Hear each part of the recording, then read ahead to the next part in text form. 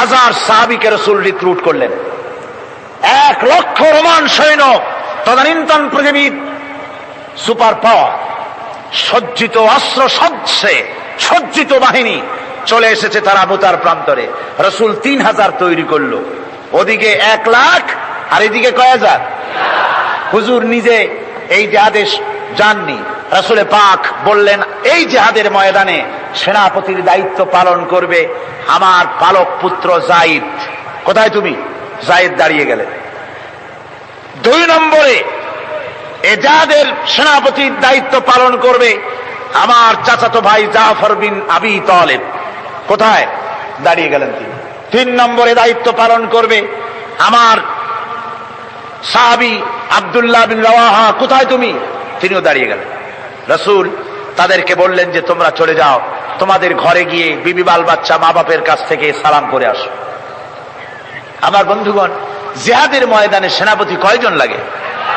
হুজুর বললেন কয়জনের কথা? 3 জনের কথা। তার মানে হলো কারো বুঝতে কোনো কষ্ট রইল না, এই জিহাদের ময়দানে 3 জনের নাম যে নবীজি ঘোষণা করেছেন এর ভিতর থেকে একজনও ফিরে আসবে না। বোঝা হয়ে গিয়েছে। হযরতে যায়েদ বলেন ইয়া রাসূলুল্লাহ, আমার আব্বা জান, আমি আপনার পালক পুত্র, আপনি অর্ডার করেছেন। আমার মা হযরত আয়েশা ঘরে বসে শুনেছেন, আমার তো আর যাওয়ার দরকার নাই, কারো কাছে বলারও দরকার নাই। হযরতে জাফর বিন আবি তালেব চলে গেলেন নিজের বাড়িতে, যে ডাক দিয়ে বলে বিবিরে, আল্লাহ রাসূল আমাকে জিহাদের ময়দানে সেনাপতির দায়িত্ব দিয়েছেন, আমি তোমাকে বলতে এসেছি, সালাম করতে এলাম।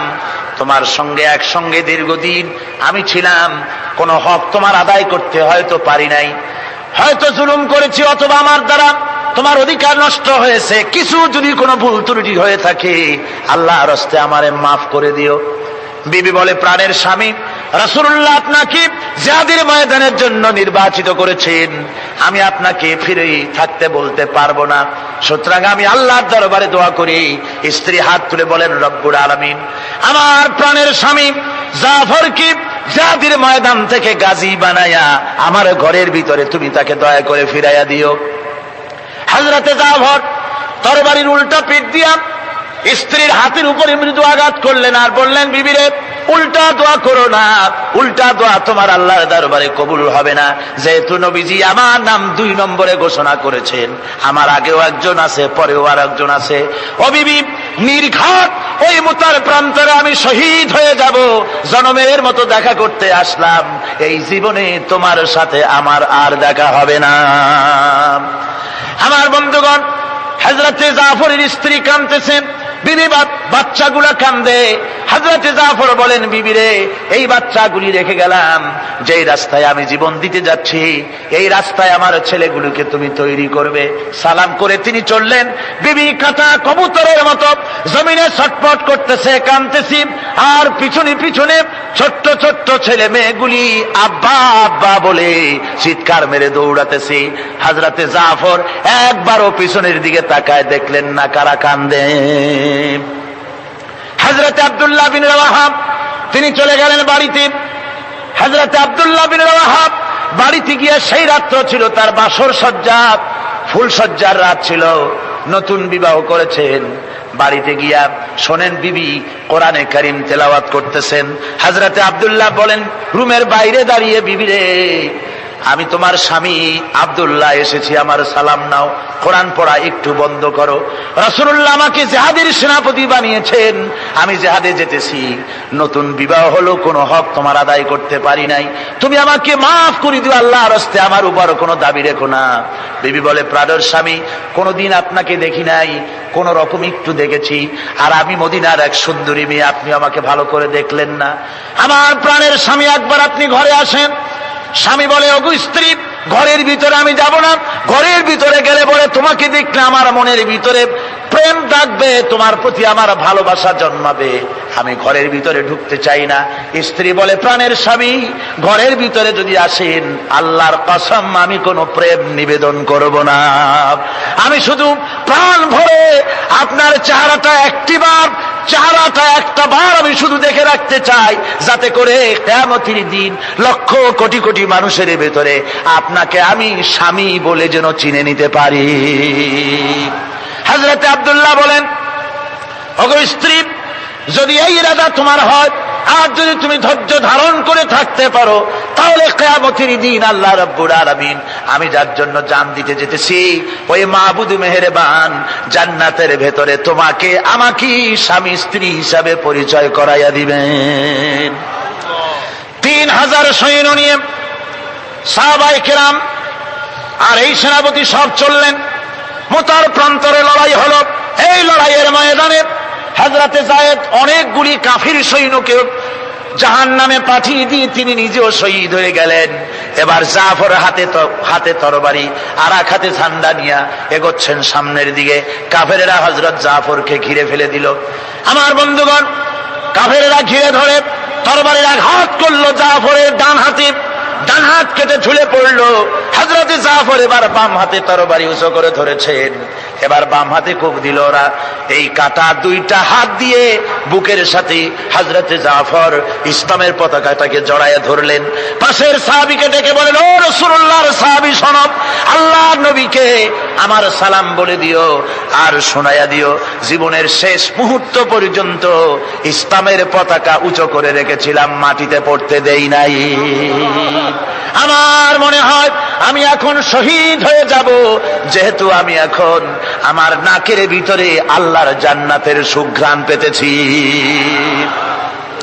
হযরতে জাফর শহীদ হয়ে গেলেন। হযরত আব্দুল্লাহ বিন রাওয়াহা, হযরত আবু উবাইদা দুজনে মিলে ছুটলেন ঝান্ডা ধরার জন্য। ওনারা বলেন, এগিয়ে গিয়ে দেখি সামনের পরে দূরে পতাকা উঠতেছে। ভাবলাম আমরা যাওয়ার আগে ইসলামের পতাকা কে ধারণ করলো। কাছে গিয়ে দেখি হযরতে জাফরের ডান হাত কাটা, বাম হাত কাটা, দুইটা পা কাটা, দেহটা একদিকে পড়ে আছে আর শুধু মাথাটা এক পাশে পড়ে থেকে ইসলামের পতাকা কামড়ায় ধরে উঁচু করে রেখে দিয়েছেন। আমার বন্ধুগণ, হযরতে আবু উবাইদা বলেন, আমি হযরতে সাদের, হযরতে জাফরের হাত পা মাথা মস্তক একত্রিত করে তার পা থেকে শুরু করে মাথা পর্যন্ত চুমা খাইলাম। তাকে জানাজা করে দাফন করে রাখলাম কবরের ভিতরে। রাতের বেলায় স্বপ্নে দেখি হযরতে জাফর আল্লাহর জান্নাতের ভিতরে ফেরেশতাদের সঙ্গে উড়ে বেড়াতেছেন। আমি জিজ্ঞেস করলাম, ও জাফর, আল্লাহ তোমার সাথে কি ব্যবহার করেছেন? হযরতে জাফর বলেছেন, ওগো আবু উবাইদা, আল্লাহ রাব্বুল আলামিন আমাকে বলেছেন, জাফর রে, আমি তোমার শাহাদাতে খুশি হয়েছি, তুমি আমার কাছে আর কি চাও? হযরতে জাফর বলেন, আয় আল্লাহ পাক, কিচ্ছু চাই না, শুধু একটা দাবি, দুনিয়ায় তুমি মেহেরবানি করে আমাকে পাঠায়া দাও আর একবার যদি যেতে পারি, তাহলে তোমার দুনিয়ার বুকে তোমার দিন কায়েমের জন্য কাফেরদের বিরুদ্ধে লড়াই করে আমার জীবনটা আর একবার দিয়ে আসি। আমার বন্ধুগণের জন্য আল্লাহ রাসূল বলেছেন, হাদিস শরীফে এসেছে, আমার ইচ্ছে হয় জিহাদ করি, শহীদ হই, আবার যদি জিন্দা হই, আবার জিহাদ করি, শহীদ হই, আবার যদি জিন্দা হতে পারি তাহলে আবার জিহাদ করি, আবার শহীদ হই। যেহেতু শাহাদাতের মওতের মতো এত বড় মর্যাদা সম্পন্ন মওত আর পৃথিবীতে হতে পারে না। আমার ভাইরা, ইসলামের জন্য জান দেওয়ার জন্য, মাল দেওয়ার জন্য সাহাবায়ে কেরাম এভাবে প্রস্তুত ছিলেন। নিজেদের জীবন তারা আল্লাহর সামনে নজরানা পেশ করেছেন, শহীদ হয়েছেন, আল্লাহ দ্বীন কায়েমের জন্য তারা প্রচেষ্টা করেছেন। আল্লাহর পথে যারা জিহাদ করার সিদ্ধান্ত নেন, মহান আল্লাহ স্বয়ং তাদের সাহায্য করেন। যুগে যুগে আমরা এর প্রমাণ পেয়েছি, আর তাই মুসলমানরা কাফেরদের উপর বরাবর বিজয়ী হয়েছে। এই ইসলামকে প্রতিষ্ঠিত করার জন্য প্রয়োজন রয়েছে জিহাদের। কিসের প্রয়োজন? কিসের? জিহাদের প্রয়োজন। সেই জিহাদ করতে কি আপনারা তৈরি আছেন? জিহাদের জন্য তৈরি আছেন? সেই জিহাদ কিন্তু সেই জিহাদ মানে কি? সেই জিহাদের আবার অপব্যাখ্যা করা হয়েছে। জিহাদের অপব্যাখ্যা করা হয়েছে এইভাবে যে ওয়ালাকিন কলমদার কাফে দুশমনাস, দুশমনের হাতে কলম ছিল, ওরা যেমন খুশি আমাদের ইতিহাসকে চিত্রিত করেছে। ওরা বলেছে ইসলামের ইতিহাস থেকে তরবারি আর রক্তের গন্ধ আসে, কিন্তু আসলে জিহাদের অর্থ তো তরবারির যুদ্ধ নয়। জিহাদের অর্থ হচ্ছে যে কোনো উদ্দেশ্যকে সফলতায় পর্যবসিত করার জন্য যে প্রাণান্তকর প্রচেষ্টা করা হয়, ওই প্রচেষ্টার আরবি নাম হচ্ছে জিহাদ। আর যুদ্ধ তার আরবি হচ্ছে হার্ব। যুদ্ধের আরবি কি? হার্ব, ওয়ার। ইংরেজিতে ওয়ার, আরবিতে হার্ব। আর জিহাদ যেটাকে বলা হয়েছে ওটা হচ্ছে যে কোনো উদ্দেশ্যকে সফলতায় পৌঁছাবার জন্য যে চেষ্টা, ওই চেষ্টার নাম জিহাদ। তবে এই চেষ্টা করতে গিয়ে যখন বাধা আসে সশস্ত্র, ওই সশস্ত্র বাধার মোকাবেলা সশস্ত্রভাবে করা যেটা, ওইটা হচ্ছে জিহাদের চূড়ান্ত রূপ। কথা বুঝে আসছে? ইসলাম প্রথমে কাউকে আক্রমণ করে না, ইসলাম প্রথমে কাউকে আক্রমণ করে না, আক্রান্ত হলে পরে তারপরে এর জবাব দেয়, ঠিক কিনা? দেখেন না, হযরত আলী রাদিয়াল্লাহু তাআলা আনহু ওই যে খায়বারের যুদ্ধে, সেইখানে কেউ খায়বারের এই দুর্গ মুসলমানদের হাতে আসে না, প্রতিদিন যুদ্ধ হচ্ছে, অথচ যুদ্ধে কোনো ফলাফল দেখা যাচ্ছে না। ফজরের নামাজ, এশার নামাজের পর হুজুর বলছেন, ও সাহাবীরা, আগামীকাল আমি এমন এক ব্যক্তির হাতে ইসলামের ঝান্ডা তুলে দেব যাকে আল্লাহ এবং আল্লাহ রসুল বেশি ভালোবাসেন, এবং তিনিও আল্লাহ এবং আল্লাহ রসুলকে বেশি ভালোবাসেন, আর তার হাতেই বিজয় হবে। হযরত ওমর রাদিয়াল্লাহু তাআলা আনহু বলেন, আমার এরকম পেরেশানির রাত জীবনে আর কখনো গেছে কিনা জানি না, আমি সারা রাত পেরেশান ছিলাম যে ওই ব্যক্তিকে আমি হতে পারবো। ফজরের নামাজের পর আল্লাহর নবী বলছেন, সাহাবীরা, আমার আলী কোথায়, তাকে দেখছি না কেন? সবাই বলছেন, হুজুর, হযরত আলীর চোখ উঠেছে, তাই নামাজের জামাতে শরীক হতে পারেন নাই। হুজুর বললেন, তাকে নিয়ে আসো। দুজন সাহাবীর কাঁধের উপরে ভর করে হযরত আলী এলেন। হুজুর সাল্লাল্লাহু আলাইহি ওয়াসাল্লাম তার মুখের থুতু মোবারক নিয়ে হযরত আলীর চোখে লাগিয়ে দিলেন, সাথে সাথে আগের থেকেও ভালো দৃষ্টিশক্তি সম্পন্ন হয়ে গেলেন। সুবহানাল্লাহ ওয়া বিহামদিহি। তো এখানে রাসূল পাক সাল্লাল্লাহু আলাইহি ওয়াসাল্লাম তিনি হযরত আলীর হাতে তরবারি উঠায় দিলেন, জুলফিকার। বললেন, আলী, তুমি যাও, আজকের ময়দানে সেনাপতির দায়িত্ব পালন করো। হযরত আলী তরবারি হাতে নিলেন। ইসলাম আক্রমণকারী যে না, সে কথা বলতে আমি এই কথা নিয়ে আসছি। হযরত আলী গেলেন, যায় মুরাহহাবের সামনে পড়েছেন। মুরাহহাব হলো, হাদিসে এসেছে, মুরাহহাব হচ্ছে কাফেরদের নেতৃত্ব দিচ্ছে। মুরাহহাব বলছে, আলী, তোমাকে আমি কিন্তু ভালোবাসি, তুমি আসলে কেন? তোমার প্রতি আমার একটা সফট কর্নার আছে আমার অন্তঃকরণে। তুমি তোমার ছেলে মেয়েকে কি এতিম বানাতে চাও? তোমার বউকে কি বিধবা করতে চাও? আমি তো সেই বীর যে আমার সামনে এসে কেউ কল্লা সাথে নিয়ে যেতে পারে নাই। সুতরাং তুমি যদি ওদেরকে এতিম আর বিধবা করতে না চাও, আমার সামনে থেকে সরে যাও। হযরত আলী বলেন, মুরাহহাব, তুমি কাকে ভয় দেখাতেছ? তোমার তরবারি এই সমাজের কিছু কাফেরেরা ভয় করতে পারে, তুমি কি আমারে চেনো নাকি? তুমি কারে ভয় দেখাও? তাম পৃথিবীর সমস্ত কাফেরদের উপরে আল্লাহ রাব্বুল আলামিন আমাকে বাগ বানায় পাঠিয়েছেন। তরবারি দিয়ে প্রমাণ হবে। মুরাহহাব বলে, তুমি আঘাত করো। কয় না, আক্রমণ তো করব না আমি, আগে তুমি করো, আমি প্রতিহত করব। আক্রান্ত হলে পরে তারপরে জবাব দেব। এরপরে মুরাহহাব আঘাত হানতে লাগলো। হযরত আলী সমস্ত রণকৌশল দিয়ে আঘাতগুলি তিনি ফিরিয়ে দিতে লাগলেন। এরপরে হযরতে আলী বলছেন, মুরাহহাব, এবার তৈরি হও আমার আঘাত সহ্য করার জন্য। হযরত আলী জুলফিকার তুলে আঘাত করলেন।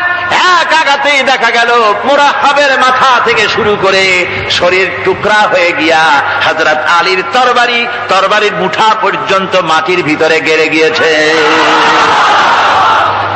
খায়বারের দুর্গ দখল হয়ে গেল। পরের দিন আল্লাহর নবী বলেন, আলী, শুনতে পেলাম তোমার ঢাল ভেঙে গিয়েছিল, তারপরে তুমি যুদ্ধ করলে কি দিয়ে? হযরত আলী বলেন, হুজুর, কামুজ দুর্গের ওই কবাটটা, লোহার কবাটটা বাম হাতে নিয়া আর ডান হাতে তরবারি নিয়ে লড়াই করেছি। হুজুর বলেন, কি করে? মানুষ কেমনে এত বড় দুর্গের লোহার কপাট হাতে নিয়ে যুদ্ধ করে? একটু দেখাও তো দেখি। হযরত আলী গতকালকের মতো বাম হাত দিয়া ধরেছেন, নাড়াতে পারেন না। এবার ডান হাত দিয়া ধরেছেন, নাড়াতে পারেন না। ডান আর বাম দুই হাত দিয়া সমস্ত শক্তি দিয়ে এমন জোরে টান মেরেছেন, প্রতিটি লোমকূপের গোড়া থেকে ঘাম বেরিয়ে এসেছে, এক চুলো নড়াতে পারেন নাই। হযরত আলীর মুখখানা মলিন হয়ে গেছে লজ্জায়। হযরত আলী রাদিয়াল্লাহু তাআলা আনহু লজ্জা পেয়ে গেছেন। রাসূল পাক সাল্লাল্লাহু আলাইহি ওয়াসাল্লাম বলেন, আলী, লজ্জা পাওয়ার কোনো কারণ নাই, চিন্তা করার কোনো কারণ নাই। তোমার নিজস্ব শক্তি দিয়া তুমি লড়াই করতে পারো নাই। এত বড় লোহার দরজা নিয়ে, কবাত নিয়ে মানুষ সেভাবে লড়াই করতে পারে না। আল্লাহ তার দ্বীনকে বিজয়ী করার জন্য তোমার ভিতরে আল্লাহ রাব্বুল আলামিন ক্ষমতা দিয়েছিলেন। জোরে বলেন সুবহানাল্লাহ। আল্লাহ রাব্বুল আলামিন এই জিহাদের ময়দানে যখন মানুষ আসে, আল্লাহ তাদের উপরে মদদ দান করেন। আমার বন্ধুগণ, আল্লাহর দ্বীনকে জমিনের উপরে প্রতিষ্ঠিত করার জন্য যদি আমরা আজও যদি ঐক্যবদ্ধ হই দ্বীন কায়েমের জন্য, তাহলে আল্লাহ রাব্বুল আলামিন আমাদেরকে মদদ করবেন। আল্লাহ পাক কোরআনে কারীমের মধ্যে বলেছেন, ওয়া কানা হাক্কান আলাইনা নাসরুল মুমিনিন। মুমিনদেরকে সাহায্য করা আমি আল্লাহর জন্য ওয়াজিব হয়ে যায়। জোরে বলেন সুবহানাল্লাহ। মুমিনদের জন্য সাহায্য করা আল্লাহর জন্য কি হয়ে যায়? ওয়াজিব হয়ে যায়। ভাইরা একটু বৃষ্টি সহ্য করেন না, খুব বেশি বৃষ্টি? আচ্ছা, এটা রহমত। এটা কি রহমত? আমার ভাইরা, জিহাদের ভিতরে সাহাবায়ে কিরাম আল্লাহর জান্নাতে যাওয়ার জন্য তারা জিহাদ করেছেন। তারা দেশ দখলের জন্য জিহাদ করেন নাই, দিন প্রতিষ্ঠার জন্য লড়াই করা ফরজ। দিন প্রতিষ্ঠার জন্য লড়াই করা কি? জোরে কোন কি? আর এই ফরজ দায়িত্ব পালন করতে গিয়ে যদি কেউ মারা যায়, তাহলে কোথায় যাবে? কোথায় যাবে? ওই শাহাদাতের মওত হচ্ছে একটা সেতু বা একটা ব্রিজ, একটা সাঁকো। এপারে দুনিয়া, ওপারে আল্লাহর জান্নাতুল ফেরদাউস। জোরে বলেন সুবহানাল্লাহ। এই জন্য হযরত ওমর ফারুক রাদিয়াল্লাহু তাআলা আনহু সব সময় দোয়া করতেন, আল্লাহুম্মা রযুকনি শাহাদাতান ফি সাবিলিক ওয়াজআল মাউতি ফি বালাদি রাসূলিক। আল্লাহ রাব্বুল আলামিন, আমাকে রাসূলের শহরে মওত দাও, আর আমাকে তোমার দ্বীনের রাস্তায় শাহাদাত মঞ্জুর করো। জোরে বলেন আমিন। এটা আমাদের দোয়া, আমারও দোয়া, আমার সারা জীবনের স্বপ্ন, সারা জীবনের স্বাদ, আল্লাহ যেন শাহাদাতের মওত নসিব করে দেন। জোরে বলেন আমিন। এর থেকে উন্নত মানের মওত আর নাই। ওই প্যারালাইসিস হয়ে বিছানায় পড়ে তড়পায় মরার কোনো দাম নাই। দুনিয়ার বুকে বিড়ালের জিন্দিগি বছর করার 500 বছর বেঁচে থাকার দাম নাই। সিংহের মতো 1 সেকেন্ড বেঁচে থাকার দাম আছে, ঠিক কিনা? আর মওত, প্লীহা, যকৃত, typhoid, paralysis, diabetes, heart attack, kidney পচে যাওয়া, হাবিজাবি মওতের চাইতে আল্লাহর রাস্তায় জিহাদ করে শাহাদাতের মওত সর্বশ্রেষ্ঠ মওত। জোরে কান সুবহানাল্লাহ। আমার ভাইরা, রাসূল পাক সাল্লাল্লাহু আলাইহি ওয়াসাল্লাম তিনি মদিনা মুনাওয়ারায় এসে প্রথম যে জিহাদের সম্মুখীন হলেন, ওইটার নাম কি? কোন জিহাদ? বদর। কোন জিহাদ? বদরের জিহাদ। সেই বদরের মাঠে জিহাদের জন্য রাসূল সাহাবীদেরকে তৈরি করতেছেন। তো আপনারা চিন্তা করেন বিষয়টা, জিহাদ করতে হবে। এই বদরে সাহাবীরা জিহাদ করবে কাদের বিরুদ্ধে? নিজের বাপের বিরুদ্ধে। রাসূল পাক খুব চিন্তিত হলেন যে সাহাবীদেরকে কিভাবে উদ্বুদ্ধ করা যায়। হুজুর জিহাদের কথাই বলতেছেন যে এখন বদরে আমাদের টিকে থাকার প্রশ্ন, এইটা মুসলমানদের টিকে থাকার প্রশ্ন, বদরের যুদ্ধ, বদরের এই জিহাদটা। হুজুর যখন এগুলি বলতেছেন, হযরত মিকদাদ রাদিয়াল্লাহু তাআলা আনহু রাসূলের একজন জলিলুল কদর সাহাবী, তিনি দাঁড়িয়ে বলছেন, হে আল্লাহর রাসূল, কেন আপনি চিন্তা করছেন? ইমজি বিনা ইয়া রাসূলুল্লাহ হাইসুমা তাশা। হে আল্লাহর রাসূল, আপনি আমাদেরকে নিয়ে চলুন যেদিকে আপনার খুশি। হাইসুমা আমারাকাল্লাহ, যেদিকে আল্লাহ আপনাকে নির্দেশ করেন সেদিকে আমাদের নিয়ে আপনি সেদিকেই চলুন। ইন্না লা নাকুলু লাকা কামা ক্বালা বানু ইসরাঈল লিমূসা আলাইহিস সালাম, ইযহাব আনতা ওয়া রাব্বুকা ফাকাতিলা ইন্না হাহুনা কায়িদুন। বুখারী শরীফের হাদিস। হযরত মিকদাদ রাদিয়াল্লাহু তাআলা আনহু বলছেন, হে আল্লাহর রাসূল, আপনি আমাদের নিয়ে চলুন, আল্লাহ যেদিকে আপনাকে আমাদের নিয়ে যেতে বলেন সেই দিকে নিয়ে যান। আমরা মুসা আলাইহিস সালামের উম্মতের মতো বলবো না যে হে মুসা আপনি আর আপনার আল্লাহ দুজন গিয়া যুদ্ধ করেন, আমরা এখানে বসে থাকি, এমন কথা আমরা বলবো না। বাল ইযহাব আনতা ওয়া রাব্বুকা ফাকাতিলা ইন্না মাকুমা মুকাতিলুন।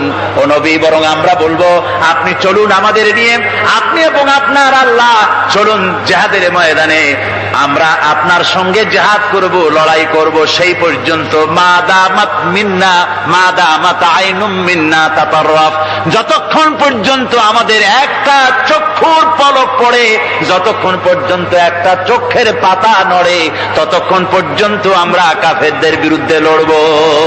সুবহানাল্লাহ ওয়া বিহামদিহি, যতক্ষণ চোখের পাতা নড়ে ততক্ষণ পর্যন্ত লড়ব। নিয়ে চলুন আমাদেরকে।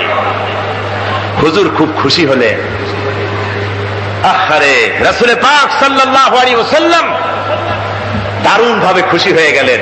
হুজুর বললেন, ও সাহাবীরা, তোমাদের মানসিক অবস্থা যখন এই, কুমু বিনা ইলা জান্নাতিন, চলো আমার সাথে বেহেশতের দিকে। সুবহানাল্লাহ, সবাই বলেন সুবহানাল্লাহ। কুমু বিনা ইলা জান্নাতিন আরদুহা কারদিস সামাওয়াতি ওয়াল আরদ, সেই বেহেশতের দিকে চলো যে বেহেশতের বিশালতা প্রশস্ততা এই পৃথিবী এবং আকাশের চাইতে অনেক বড়। সেই বেহেশতের দিকে চলো। ফাকামা উমাইর বিন হামাম ওয়া কানা ইয়াকুলুত তামার, হযরত উমাইর বিন হামাম এক যুবক, তিনি দাঁড়িয়ে গেলেন। আমার মুসলমান ভাইরা, যুবকদের অবদান কিন্তু ইসলামে সব চাইতে বেশি। জোরে বলেন সুবহানাল্লাহ। কাদের অবদান বেশি? যে সর্বপ্রথম ইসলাম কবুল করেছে কারা? যুবকরা। হযরত আবু বকর, হযরত ওমর রাদিয়াল্লাহু তাআলা আনহু, তাদের বয়স যুবক বয়স ছিল। যুবক বয়সে তারা ইসলাম কবুল করেছেন। হযরত আলী যুবক ছিলেন, এই জন্য যুবকদের ইবাদতে সওয়াব বেশি।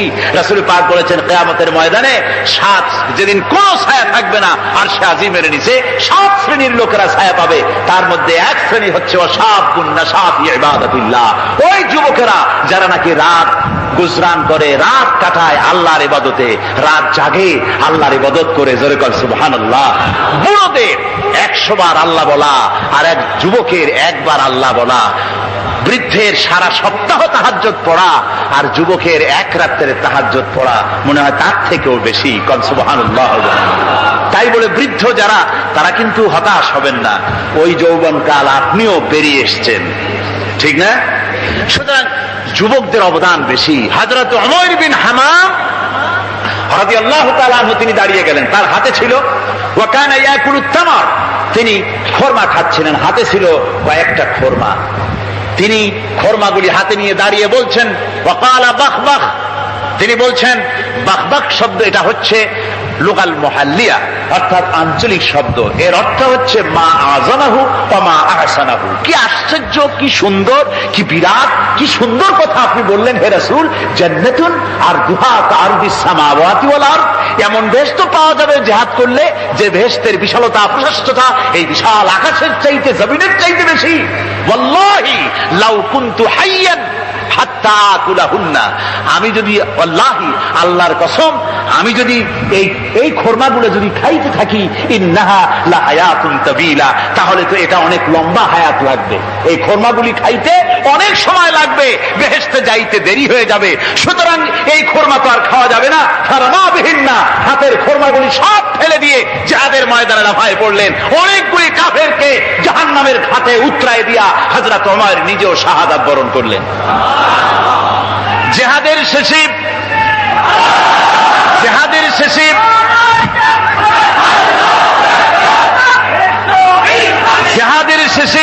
শহাদায়ে বদরের সমস্ত শহীদদের লাশ এক জায়গায় এনে সাহাবীরা বললেন, হে আল্লাহর রাসূল, আপনি যখন জান্নাতের বর্ণনা দিতেছিলেন তখন যে যুবকটা খোরমা খেতেছিল আর জান্নাতের আশায় হাতের খোরমা ফেলে দিয়েছিল, যে খোরমাগুলি খাইতে গেলে তো সময় লাগবে অনেক, বেহেশতে যেতে দেরি হয়ে যাবে, এই কথা মনে করে হাতের খোরমা ফিকে ফেলে জিহাদের ময়দানে এসে শাহাদাত বরণ, যে যুবকটি জিহাদ করেছিল তার লাশে সেও শাহাদাত বরণ করেছে।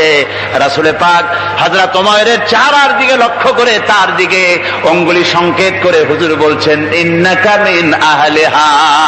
ওমর, যে বেহেশতের জন্য তুমি খোরমা খাওয়ার ধৈর্য ধরতে পারো নাই, আমি নবী সাক্ষী দিচ্ছি তুমি সেই জান্নাতের অধিবাসী। আমার ভাইয়েরা, ওই জান্নাতে যাওয়ার জন্য, আল্লাহর দ্বীনকে প্রতিষ্ঠার জন্য আমাদেরকে ঐক্যবদ্ধ হতে হবে। আল্লাহর দ্বীনের জন্য আল্লাহর নবীর যে আদর্শ, সে আদর্শ প্রতিষ্ঠার জন্য এগিয়ে আসতে হবে। যদি আমরা তা করতে পারি, আমরা সংখ্যায় কত, আমাদের অস্ত্র আছে কি নাই, আমাদের জনবল কত, আমাদের সৈন্যবল কত, এগুলি প্রশ্ন না। প্রশ্ন হচ্ছে ولا تهنوا ولا تحزنوا وأنتم الأعلون إن كنتم مؤمنين। কোনো ভয় নাই, কোনো চিন্তা নাই, যদি তোমরা মুমিন হও আমি আল্লাহ তোমাদেরকে বিজয়ী করব। জোরে বলেন সুবহানাল্লাহ। মুসলমানেরা তো সেই জাতি যাদের ময়দানে যখন মুসলমানদেরকে সাহায্য দরকার হয়েছে, আল্লাহ রাব্বুল আলামিন আকাশ থেকে ফেরেশতা নাজিল করেছে কিনা কোন? কবি বলছেন, ফিজায়ে বদরি पैदा कुन फरिश्ते तेरी नसरत को उतर सकते गर्दों से कतर अंदर कतार भी। বদরের মুসলমানদের মতো ঈমান যদি আজও তোমরা আনতে পারো, তোমাদের ভিতরে হয়ে যায়, তাহলে আল্লাহ রাব্বুল আলামিন তোমাদের জন্য কাতারে কাতারে ফেরেশতা তোমাদের জন্য নাজিল করে দিতে পারেন। তোমরা সেই জাতি, তোমরা সেই মুসলমান। ফিরে আসো ইসলামের দিকে, ফিরে আসো দ্বীনের দিকে, রাসূলের সঙ্গে मोहब्बत जुड़े दाओ कि मोहम्मद सी वफा तूने तू हम तेरे हैं ये जहां चीज ही क्या लोहे कलम तेरे। মোহাম্মদ সাল্লাল্লাহু আলাইহি ওয়াসাল্লামের সঙ্গে তুমি যদি মহব্বতের সম্পর্ক স্থাপন করতে পারো, অনুসরণ আর অনুকরণের, তাহলে আল্লাহ রাব্বুল আলামিন কোরআন শরীফের ভিতরে বলেছেন, লাশ-শামসু ইয়ামবাগি লাহা আন তুদরিকাল কামারা ওয়ালাল লাইলু সাবিকুন নাহার ওয়া কুল্লুন ফি ফালাকি ইয়াসবাহুন। প্রবল জ্ঞানী হইবে যাহারা, আপন মনেতে বুঝিবে তাহারা, রাত্রি পারে না আগে যাইবার, দিনের স্থান করি অধিকার। চন্দ্র বাদে না সূর্যের গায়েতে, সূর্য পারে না চন্দ্রকে ধরিতে, যার যে স্থান বহাল রাখিয়া ভ্রমণ করিছে খোদাকে ডরিয়া। একটি নির্ধারিত সময় সীমা পর্যন্ত আপন আপন কক্ষপথে সব দৌড়াদৌড়ি করবে, কারো সাথে অ্যাক্সিডেন্ট হবে না কারো। ওয়াকুল্লুন ফি ফালাকি ইয়াসবাহুন, যা আছে মহাশূন্যে সব ঘুরতেছে। কে বলে? বলেন সবাই, কে বলছে? কোন সূরা? সূরা ইয়াসিন। আবার শুনুন, আল্লাহ পাক ফয়সালা দিচ্ছেন, ঘোরে কেডা? শুধু সূর্য ঘোরে না, শুধু চন্দ্র ঘোরে না, আল্লাহ মহাশূন্যে যা রেখেছেন সব ঘুরতেছে, সবই সন্তরণশীল, সব গতিশীল। সুতরাং ফয়সালা তো আল্লাহর কাছ থেকে নিতে হবে। পৃথিবী সৃষ্টি করেছেন, মানব গোষ্ঠী সৃষ্টি করেছেন এবং মানুষের প্রয়োজন মিটিয়েছেন। এই মানুষগুলিকে কে সৃষ্টি করেছে? মানুষ সৃষ্টির ব্যাপারেও দার্শনিকরা মানুষদেরকে বিভ্রান্ত করে। যা কলেজে বিশ্ববিদ্যালয়ে পড়ানো হয়, এই কোরআন শরীফ বিশ্ববিদ্যালয়ে পড়ানো হয়? হ্যাঁ হয়। কয়েকটা আয়াত, কয়েকটা সূরা পরীক্ষায় পাশ করার জন্য একটু একটু অপশনাল রেখে দেওয়া হয়েছে। বর্তমান যে শিক্ষা কমিশন, শামসুল হক শিক্ষা কমিশন রিপোর্ট মন্ত্রী পরিষদে অনুমোদন করেছে বর্তমান সরকার। এই শিক্ষানীতিতে বলা হয়েছে ক্লাস 1 থেকে নিয়ে ক্লাস 5 পর্যন্ত ধর্মীয় শিক্ষা দিতে দেওয়া হবে না। তাহলে ক্লাস 5 পর্যন্ত যদি ধর্মীয় শিক্ষা না থাকে, তাহলে ক্লাস 6-7-এ ওঠার পর আলিফ জাওরা বাজাবরবা আনাকুম জানাকুম ছেলেরা পড়বে? মেয়েরা পড়বে? আসল উদ্দেশ্য হলো ইসলাম থেকে জাতিকে দূরে সরাবার জন্য ষড়যন্ত্র। এই সরকারের প্রণীত শিক্ষানীতি আমরা মানি না। আপনারা মানেন? যেই মাদ্রাসা মানুষের চরিত্র সৃষ্টি করে, বর্তমান সরকার সেই মাদ্রাসাগুলি একটা একটা করে ধ্বংস করার পরিকল্পনা গ্রহণ করেছে। সুতরাং আসল শিক্ষা হলো কোরআনের কাছে। আসল শিক্ষা কোথায়? কোরআনের কাছে। কোরআন যদি শিখানো হতো কোরআন যদি শেখানো হতো কলেজে বিশ্ববিদ্যালয়, তাহলে গতকাল চট্টগ্রাম বিশ্ববিদ্যালয় থেকে যেসব ছেলেরা বিশ্ববিদ্যালয় কর্তৃপক্ষ কর্তৃক বরাদ্দকৃত, হাইজ্যাক করা নয়, বরাদ্দকৃত 4খানা বাস দিয়ে কোরআন শুনতে আসতে চেয়েছিল, বর্তমান সরকারের তথাকথিত সোনার ছেলেরা আসতে দিল না। কোরআন যদি তারা পড়তো, তাহলে কোরআন শরীফ শুনতে তারাও আসতো। কপাল পোড়া। জোরে বলেন কি? আরো জোরে বলেন কি? কপাল পোড়া। সব ভালো লাগে, কোরআন ভালো লাগে না। এদেরকে শিখানো হয়েছে, আরে তোমরা তো মানুষ না। বলে আমরা কি? তো তোমাদের ডারউইন বাবাজি বলে নাই, শোনো নাই? কি পড়ো টড়ো তোমরা, বুদ্ধি শুদ্ধি রাখো না। ডারউইন বলেছে, থিওরি অফ ইভলিউশনের মধ্যে বলেছেন মানুষ মানুষ না। বলে কি? মানুষ হলো বান্দর। কপাল পোড়া। কি কপালে লেখা থাকে? কাজে কামে প্রকাশ হয়ে যায়। ডারউইন বলল মানুষ মানুষ না। আল ফ্রয়েড বললেন মানুষ হলো মানুষ, মানুষই ঠিক, তবে মানুষ হলো সেক্স সর্বস্ব জীব। সেক্স সমস্যার সমাধান করলে মানুষের সব সমস্যার সমাধান হয়ে যাবে। কার্ল মার্কস বললেন মানুষ হলো পেট সর্বস্ব জীব, পেট সমস্যার সমাধান করে দিলে সব সমস্যা শেষ। আর ডারউইন বললেন মানুষ মানুষই না, মানুষ কি? বলে বান্দর। ওরাং ওটাং শিম্পাজি আর ব্যাং থেকে মানুষের উৎপত্তি হয়েছে। আমি যখন জীবনের প্রথম শিম্পাজি দেখলাম, ওরাং ওটাং দেখলাম, তখন আমি মনে করেছি যে ডারউইন খামোখা ভুল করে নাই। এইটা দেখেই ও মনে করেছে যে এই হচ্ছে আমার মাতামহের গোষ্ঠী, এ হলো পিতামহের গোষ্ঠী।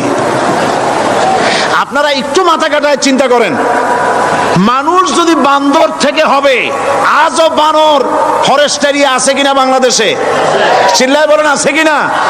তো মানুষ যদি বান্দর থেকেই হবে, আপনারা কি কোনোদিন দেখেছেন যে একটা বান্দরের কোমর পর্যন্ত মানুষের মতো হয়ে সারছে? আর কিছুদিন গেলেই পুরা মানুষ হয়ে যাবে। গলা পর্যন্ত মানুষের মতো হয়ে গেছে, আর কদিন গেলেই মানুষ হয়ে যাবে। দেখছেন কখনো? আচ্ছা আপনারা বলেন, পাবদা মাছ আপনারা চট্টগ্রামে কি বলেন? পাবদাই বলেন। পাবদা মাছ দেখতে কি মাছের মতো লাগে? বোয়াল মাছের মতো।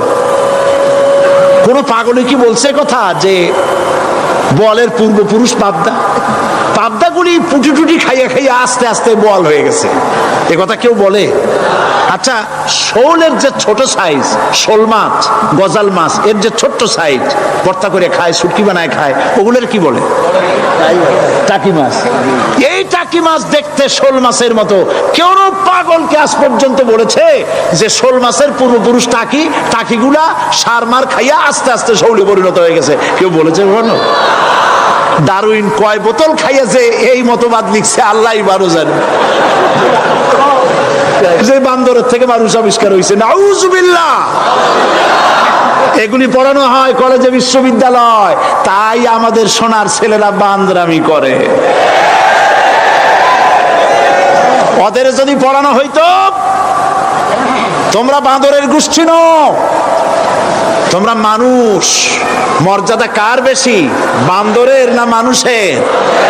এ পৃথিবীর প্রথম মানুষকে আদম আলাইহিস সালাম। আদম হইছেন কি দিয়ে? মাটি দিয়ে।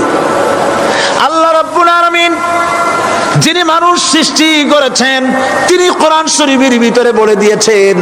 আমি প্রথমেই বলেছি, আপনারা লক্ষ্য করুন, এই কোরআন তাবিজের কিতাব নয়, এই কোরআন তদবিরের কিতাব নয়, ঝাড়ফুঁকের কিতাব নয়। কোরআন হলো পৃথিবীর মানুষের জন্য কোড অফ লাইফ, পূর্ণাঙ্গ জীবন বিধান। সবকিছু আল্লাহ পাক কোরআনের ভিতরে বলে দিয়েছেন, কোন জিনিস বাদ দেন নাই।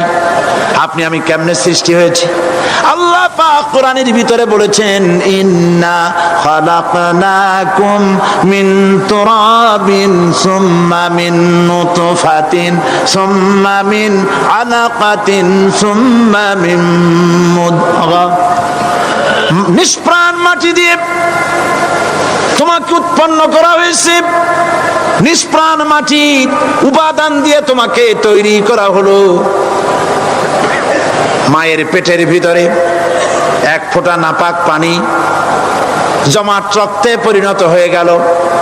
জমাট রক্ত আস্তে করে গোস্ত পিণ্ড হলো। গোস্ত পিণ্ডকে সুন্দর করে সাজায়া, হাড্ডি গুড্ডি বানায়া, স্ট্রাকচার তৈরি করে তার উপরে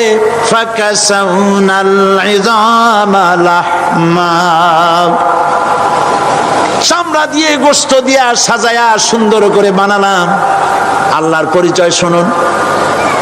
আল্লাহ আমার কেমন আল্লাহ! মায়ের পেটের ভিতরে সন্তান বানায়া, এরপরে যখন রূহ দেওয়া হয়েছে, ক্ষুধা লেগেছে, খাবারের প্রয়োজন হয়েছে, আল্লাহ রাব্বুল আলামিন ওই কচি বান্দা মায়ের পেটে বসে কি খাবে সেজন্য তার মা চিন্তা করে নাই, বাবা চিন্তা করে নাই, সরকার চিন্তা করে নাই। আল্লাহ রাব্বুল আলামিন মায়ের মাসিক অসুখকে বন্ধ করে দিয়ে সন্তানের নাভির সাথে আর মায়ের নাভির সাথে তার লাগায়া, পাইপ লাগায়া মায়ের মাসিক অসুখের রক্তগুলি দিয়ে সন্তানকে বড় বানালেন।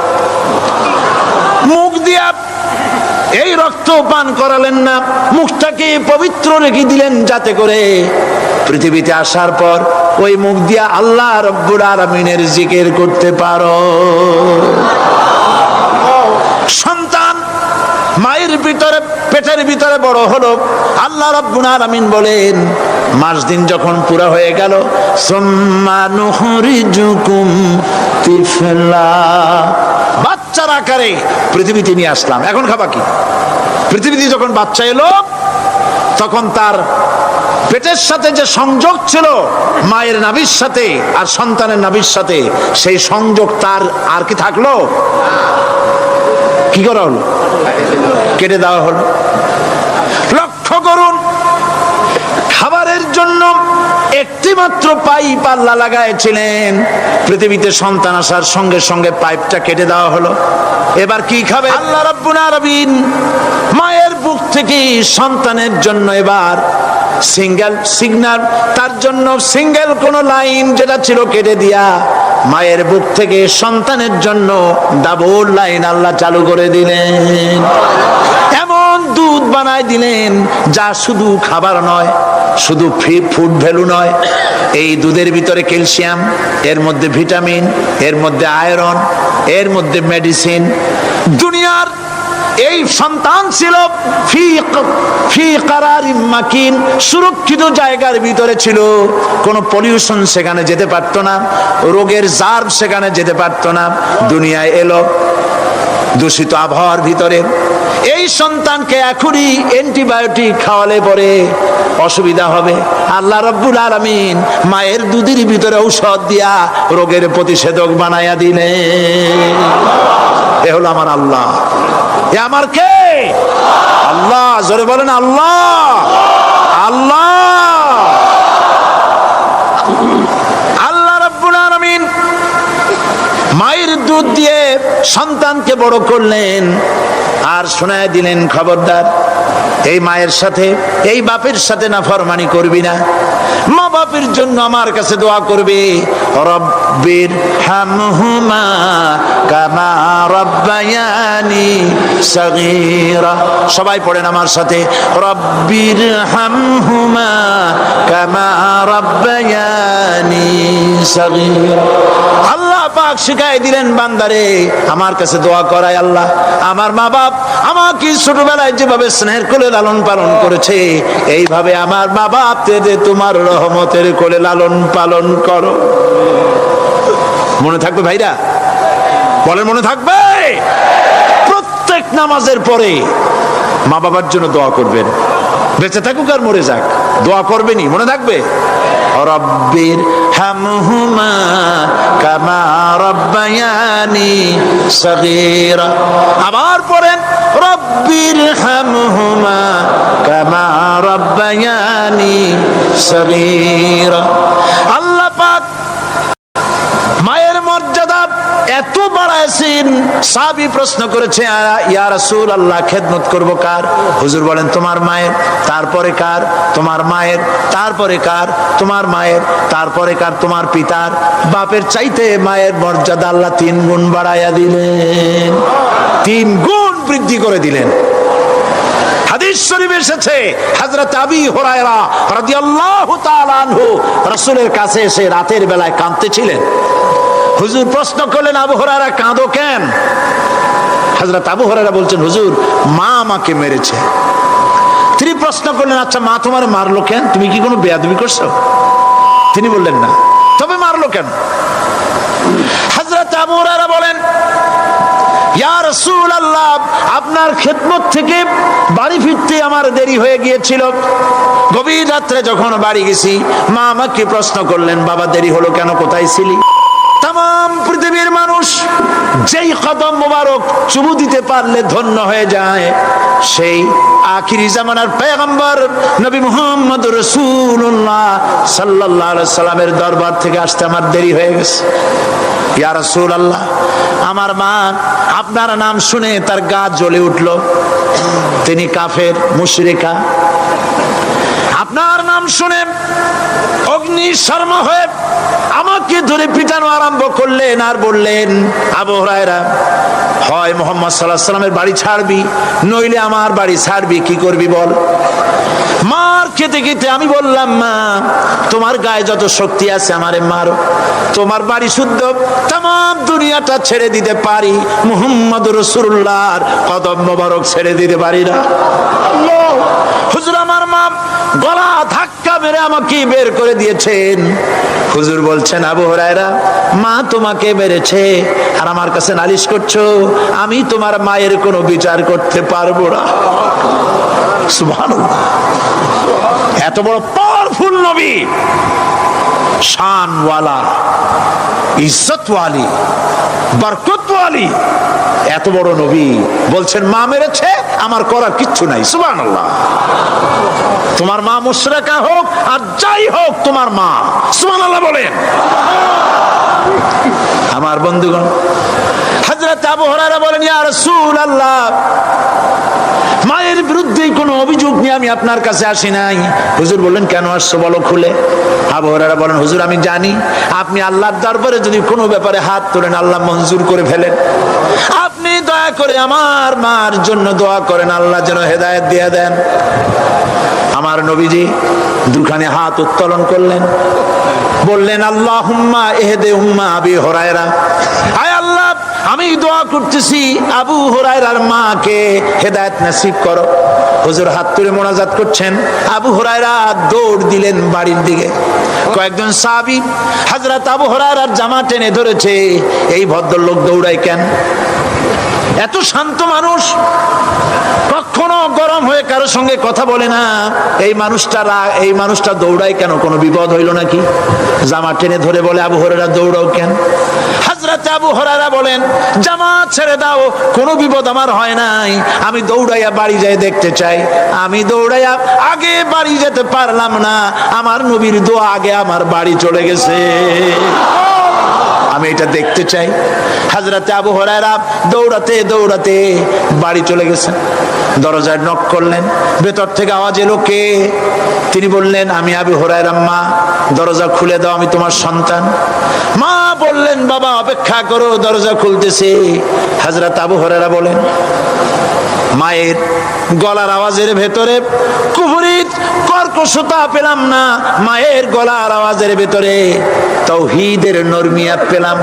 আমার কাছে মনে হলো আমি আবু হুরায়রা বাড়ি আসার আগে নবীজির দোয়া আল্লাহর আরশে পৌঁছে গেছে। আবু হুরায়রা বলছেন, মা আমার কিছুক্ষণ পরে ঘরের থেকে বেরিয়ে এসেছেন, আমি দেখলাম মায়ের শরীর ভিজা, মাথার চুল দিয়া পানি টপকাচ্ছে। মা আমার বললেন, বাবারে তোমাকে মারার পর আমি নিদারুণ অনুশোচনায় পড়েছিলাম, মনে মনে ভাবলাম, আহারে আমার সন্তানরা আমি কেন মারলাম? সে তো কোনো খারাপ কাজ করে নাই, কোনো খারাপ জায়গায় যায় নাই। এত ভালো মানুষ, যার সম্পর্কে লোকেরা খামোখাই মিথ্যা কথা বলে, এই ভালো মানুষটার কাছে গেছে, সেজন্য আমি মারলাম কেন? বাবা গো, আমি আমার ভুল বুঝতে পেরেছি, জীবনের ভুলও ধরা পড়েছে, আমাকে জলদি করে নিয়ে চলো বিশ্ব নবীর দরবারে। হযরত আবু হুরায়রার মা রাসূলুল্লাহর খেদমতে এসে ঘোষণা করলেন, আশহাদু আল্লা ইলাহা ইল্লাল্লাহু ওয়াহদাহু লা শারীকা লাহু ওয়া আশহাদু আন্না মুহাম্মাদান আবদুহু ওয়া রাসূলুহু। আমার ভাইয়েরা, আল্লাহ রাব্বুল আলামিন মানুষ সৃষ্টি করে পৃথিবীতে পাঠায় দিলেন, খাবারের ইন্তজাম করলেন। এগুলি সব আল্লাহর পরিচয়। আল্লাহরে চেনার জন্য বড় বড় কিতাব ঘাটা লাগে না, কিসমতে যদি থাকে দুই একটা দৃষ্টান্ত যথেষ্ট হয়ে যায়। সুবহানাল্লাহ, সুবহানাল্লাহ, দুই একটা দৃষ্টান্ত যথেষ্ট। আল্লাহ পাক সমস্ত সৃষ্টি জগৎকে তৈরি করলেন, সৃষ্টি করলেন, আর তাদের খাদ্যের ব্যবস্থা করলেন। কে করেছেন খাদ্যের ব্যবস্থা?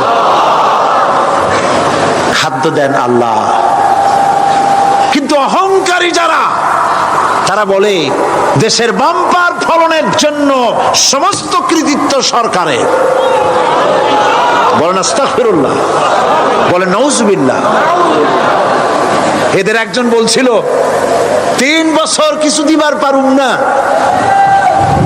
লোকেরা কয় আমরা না খাইয়ে থাকুম, আল্লাহ কয় আমিও দেহুম। কদ্দুর পারো না খাইয়ে থাকতে। ফসল কে দেন? জোরে বলেন কে দেন? বাম্পার ফসলের ফলনের দাবি সরকার করতে পারে না। এটা কুফরি, এটা শিরক। জমিনের ফসল কে দেন? আকাশের বৃষ্টি কার? পানি কার? সার কার? সব আল্লাহ পাক। আল্লাহ পাক কোরআন শরীফে বলেছেন, লা ইন শাকারতুম লা আযীদান্নাকুম ওয়া লা ইন কাফারতুম ইন্না আযাবি লাশাদীদ। আমার নিয়ামতের শুকর যদি আদায় করো বাড়ায় দেব, আর যদি কৃতজ্ঞ হও, শুকরিয়া আদায় না করো, মস্ত বড় শাস্তি দেব। ফসল দেই আমি, আর শুকরিয়া আদায় করো তোমার বাজানে। ঠিক কিনা? শুকরিয়া আদায় করে কার? বাজানে। একটা লোকের, একটি মানুষের যেই প্রশংসা এই সরকার করলো, বিগত 4.5 বছর ধরে একটা মানুষের যত জিকির করলো, প্রশংসা করলো, ছবি টানাইলো। যদি এতটা জিকির, এতটা স্মরণ আল্লাহ রাব্বুল আলামিনের করত, ওদের জন্য আল্লাহর জান্নাতের দরজা খোলা হয়ে যেত। প্রশংসা করবে কার? চিল্লায় বলুন, আল্লাহ পাকের প্রশংসা করো। খেতে দেওয়ার মালিক তিনি। আল্লাহ পাক বলছেন আল্লাহকে, তার পরিচয় আল্লাহ তুলে ধরেছেন, ওয়ামা মিন দাব্বাতিন ফিল আরদি ইল্লা আলাল্লাহি রিজকুহা। এই পৃথিবীর ভিতরে এমন কোন বিচরণশীল জীব নাই যার রিস্কের দায়িত্ব আমি আল্লাহ গ্রহণ করি নাই। সুবহানাল্লাহ বলবেন না? রিস্কের দায়িত্ব কার হাতে? আচ্ছা দেখুন তো, পৃথিবীর সমস্ত সরকারের কাছে বিভিন্ন মন্ত্রণালয় আছে না? খাদ্য মন্ত্রণালয় বলে কোনো মন্ত্রণালয় আছে কিনা? আছে। খালি কয় খামু আর খামু। খাদ্য মন্ত্রণালয় আছে, থাকার পরেও মানুষ না খাইয়া মরে। ঠিক কিনা? এবার একটু তাকান তো, জ্ঞানের চক্ষু দিয়া তাকান। ফরেস্ট এরিয়া, বাঘ আছে কিনা? নাই। সিংহ আছে কিনা? গন্ডার আছে কিনা? হাতি আছে কিনা? বিশাল বিশাল প্রাণী আছে কিনা? জঙ্গলে ছোট্ট প্রাণী থেকে, পোকা থেকে শুরু করে গন্ডার পর্যন্ত, টুনটুনি পাখি দিয়ে শুরু করে ঈগল পাখি পর্যন্ত, নদীর ভিতরে ছোট্ট চুনু পুঁটি থেকে শুরু করে তিমি মাছ পর্যন্ত। প্রাণী তত্ত্ববিদরা বলেছেন সমুদ্রের ভিতরে এমন এমন বড় বড় তিমি আছে যে একটা তিমির ওজন 5000 টন পর্যন্ত হয়ে যায়। 5000 টন তিমিটার ওজন। এর যখন বাচ্চা হয়, তখন বাচ্চার দৈনিক দুধ লাগে 50 থেকে 60 মণ পর্যন্ত। কে ব্যবস্থা করে? রুহান ফেরেশতা। তো ওর মা যেমন বাচ্চা তো সেরকম হবে। ঠিক কিনা? কে দেয় খাবার? এবার এবার দেখেন তো আপনার দেশের এই জঙ্গলে কত হাতি আছে, হাতিরা মিছিল করে আসছে যে আল্লাহ আমাদের এখন আর খাইতে যেতে দিতে পারে না, বাংলাদেশের গভর্নমেন্ট কিছু দাও, আসছে না খাইয়া ক্ষুধার জ্বালায় হাতি মরেছে, বাঘ মরেছে, সিংহ মরেছে, এর কোনো দৃষ্টান্ত আছে? ক্ষুধার জ্বালায় আকাশের উড়ন্ত পাখিরা ছটফট করে মারা গেছে, দৃষ্টান্ত আছে? নদীর মাছেরা ক্ষুধার জ্বালায় ভেসে উঠেছে, না খাইয়া মরে গেছে, দৃষ্টান্ত আছে? মহান আল্লাহ রাব্বুল আলামিন কোরআন শরীফের ভিতরে বলেছেন অনেক প্রাণী এমন আছে যারা তাদের খাদ্যকে সঞ্চয় করে না, খাদ্যকে জমা করে না, আহরণ করে না। সকাল বেলায় একটা খাবার খেলো, দুপুরে কি খাবে তার জানা নাই। শকুন পৃথিবীর মাটি থেকে 3 মাইল উপরে ওড়ে, তার চোখকে আল্লাহ পাক এত তীক্ষ্ণ বানিয়ে দিয়েছেন, এই চট্টগ্রামের কোথায় মরা গরু আছে 3 মাইল উপর দিয়ে দেখতে পায়? সুবহানাল্লাহ করতে ইচ্ছা করে না। এই প্রাণীগুলি খাবারগুলি কোনো গভর্নমেন্ট জোগাড় করে রাখে নাই, আল্লাহ পাক বলেন সবার খাবার আমি দেই। সকাল বেলায় সমস্ত প্রাণীগুলি, মহাশূন্যে পাখি, পানির ভিতরে মৎস্যরাজি, জঙ্গলের ভিতরে হিংস্র প্রাণী, পোকামাকড় থেকে শুরু করে সবগুলো খালি পেটে সব বেরিয়ে যায়, কারো কোনো খাবারের মজুদ নাই। সন্ধ্যা হতে না হতে সমস্ত প্রাণীগুলির পেট ভরাইয়া আমি আবার যার যার ঘরে ফিরাই দেই। ওয়ামা মিন দাব্বাতিন ফিল আরদি ইল্লা আলাল্লাহি রিজকুহা। সমস্ত প্রাণীর রিজকের দায়িত্ব আমি আল্লাহর হাতে। কে দেয় রিজেক? জোরে বলুন, কে দেন? আল্লাহ পাক। কি খাবেন সব আল্লাহ জোগাড় করে দিয়েছেন। তরি তরকারি জোগাড় করেছেন, মাছ জোগাড় করেছেন, চাউল দিয়েছেন, খাবার দিয়েছেন, গোশত দিয়েছেন, সব দিয়ে দিয়েছেন আল্লাহ রাব্বুল আলামিন। সমস্ত জিনিস দিয়ে মানুষকে আল্লাহ পাক তার জন্য আল্লাহ সব করেছেন। খালাকা লাকুম মা ফিল আরদি জামিআ, এই পৃথিবীতে যা তৈরি করেছে সব তোমার জন্য। এ হচ্ছে আমার আল্লাহ, এ হচ্ছে আমার কে? আল্লাহ। সে আল্লাহ পাক বলছেন, আল্লাহর পরিচয় তিনি স্রষ্টা, তিনি রিজেক দাতা। এবার আইনদাতা কে? আইনদাতা কে? আরো জোরে বলুন। আইনদাতা আল্লাহ, হচ্ছে আল্লাহর পরিচয়। ইনিল হুকমু ইল্লা লিল্লাহ আলা লাহুল খালকু ওয়াল আমর। সৃষ্টি যার, আইন চলবে তার। আমার দেশে আল্লাহর আইন চলছে?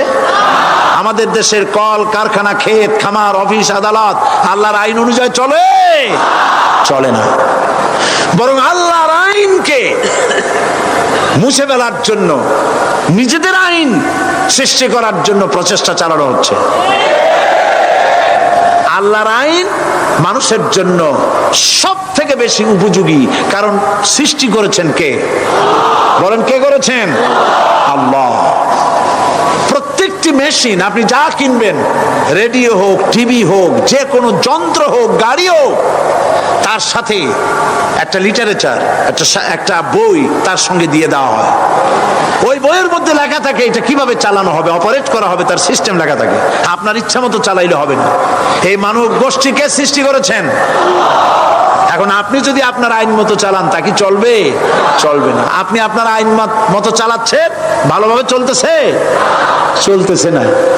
স্বরাষ্ট্রমন্ত্রী বলতেছেন সন্ত্রাসীদেরকে মাটির তলা থেকে খুঁজে বের করা হবে, কিন্তু নাকের উপর দিয়া ব্রিফকেস চুরি হয়ে যায়, উনি তা ধরতে পারেন না। এই হলো আইন। অনাবরত খুন হচ্ছে, অনাবরত সন্ত্রাসী তৎপরতা চলছে। আর ওনারা বলছেন আগের থেকে এগুলি চলে আসছে, একজনের খুনের বিচার না হইলে এরকম খুন তো হইতেই থাকবে।